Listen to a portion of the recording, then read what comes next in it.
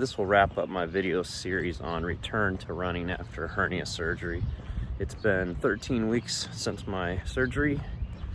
I ran the Boston Marathon 1 week ago, so that was about 3 months from my hernia surgery. And with 2 weeks after my surgery, just kind of building up mileage again, getting ready to start the build up for the Boston Marathon. That gave me 10 full weeks to build up for a major marathon.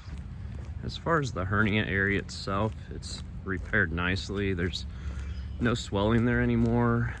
I can't really notice much at all. I'm able to do core like I used to be able to do, and you know, sit-ups and things like that without any issues.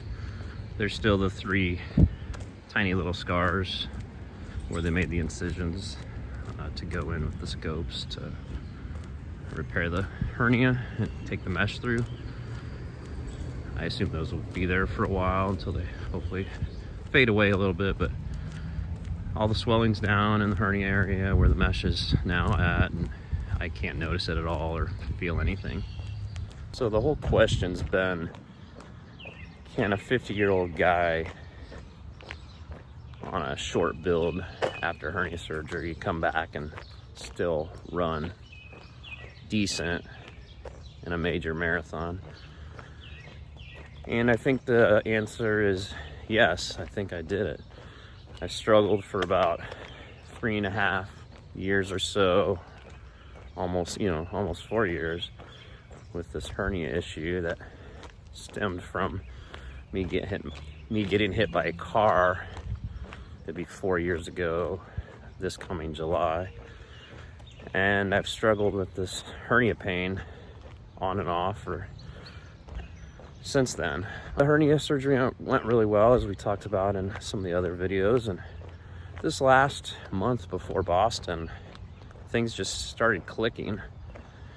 And I felt almost like my old self again. And leading up to the week of the marathon, after a couple really good long runs I did, and actually my last long run didn't feel that great, but you know, coming into race week, you know, feeling pretty confident, and the weather looked perfect for everybody, so I knew it was going to be a fast day in general, and it ended up being really fast for a lot of people. And my race played out really well. I've tried some new shoes on for the first time and raced in those, the Pumas. I think I talked about them in my last video. Puma Nitros. Very fast. And a lot of guys were wearing those and the new Adidas. And as you saw in the London Marathon, it's been a crazy couple weeks of racing. 2 guys went under 2 hours in the marathon finally. Didn't know if I'd see it in my lifetime, but it happened fairly quickly once the shoe tech started advancing at a rapid rate. My marathon played out really well. Race morning, the logistics are a bit crazy in Boston, as a lot of people know. You're being bussed to the starting line, sitting around for a while.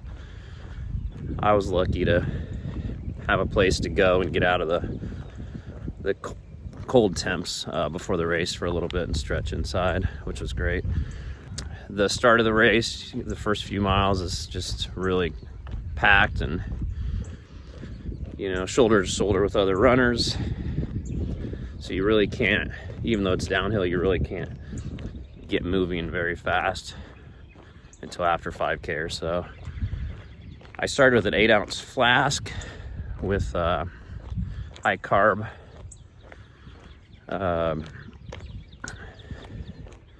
nutrition in it, so I've got about 50 grams in that, and I kept that through about 8 miles. So I made sure I had about 50 grams of carbs in that in the first hour, plus I took a couple gels, so I had about 100 grams of carbs the first hour, and then the second hour I probably had about 80 grams of carbs and gels, and then I probably maintained that rate the last portion of my race. I ended up feeling as good the last 10K through the hills as I did in the first 10K. I was very conservative the whole race, which looking back now, I wish I would have risked a little more. I think I had at least another minute in me, if not a minute and a half.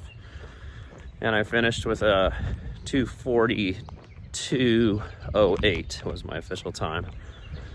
That got me 13th place overall in the 50 plus age group.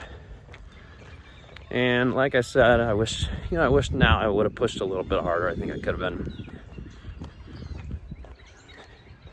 maybe close to breaking 240 possibly, or if I had a few more weeks on this build up, which is a good feeling to walk away knowing I had more, possibly could have ran under 240, if I had a little more confidence and a little more training. But it was a great run. Age graded to around a 2:23 marathon, which I never did in my prime. Maybe with super shoes I could have come closer to that, but age graded really well. Now I'm 1 week out of the Boston Marathon, and I tried a quick turnaround, and I'm trying to run the Indianapolis Mini Marathon this week, which would have been exactly 12 days after the Boston Marathon. I took a few days off after Boston, and then I tried running just really light and easy, 8-minute pace, 7:50 pace stuff.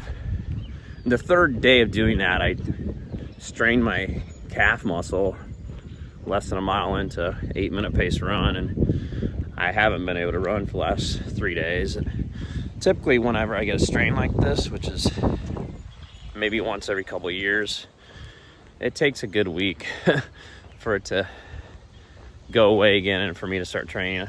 I'm still hoping to get on the starting line of the race this Saturday, which is 4 days away. I'm in the elite field with my son, Logan. So that's really cool, and no matter what, I want to be there for him. And it's pretty special that father and son could be on the elite starting line together. So I want that memory, even if it doesn't go so well for me. But I'm still hoping to get out there, compete, and hopefully run 80 minutes or so, 79, 80 minutes in the race. But I've got to start feeling a lot better over the next few days for that to happen. So check in, look at the results of the Indy Mini next week or whenever you watch this video. See how I did, see if I even finished, or see if I even ran it. For the rest of the summer, I'm really not gonna focus on running much at all. I'm still gonna be running, but I'm gonna move more towards hiking. And I've got a couple of through hike FKT attempts planned. One on the Knobstone Trail in southern Indiana, and then hopefully in the summer go for one of the unsupported hiking fast pack FKT attempts on the Colorado Trail. That's a huge long shot, but it's been a goal of mine for the last 3 years to at least try to attempt that. So fingers crossed, and I appreciate you checking out these videos. And obviously, if done right and you have some luck, you can return to running fairly quickly after hernia surgery.